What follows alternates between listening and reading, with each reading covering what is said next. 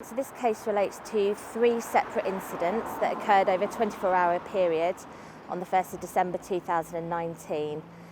3 victims were taken from the town centre of Northampton and driven to remote locations where they were subjected to horrific sexual violence. 2 of these victims were sexually assaulted and abandoned in these locations, and 1 victim was beaten and she was raped. Having got into these vehicles, these victims were taken completely against their will. It must have been absolutely terrifying for them. Valeriu Frunza and Trofim Midoni showed absolutely no remorse throughout the trial. They subjected these victims to an absolutely terrifying time. They degraded them, and this is the kind of thing that these victims will remember for the rest of their lives.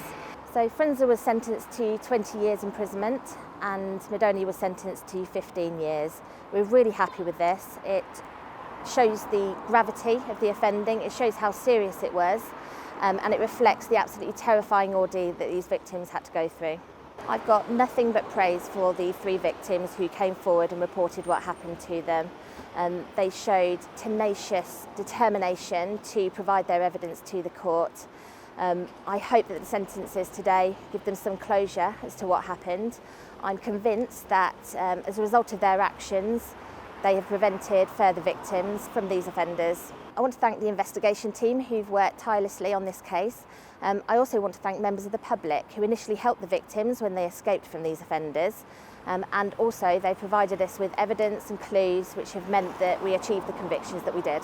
I want to say that if anybody has been the victim of sexual violence, please do come and speak to us. We will listen to you. I think the sentence reflects that we do take it extremely seriously, and we do encourage you to come forward and make a report.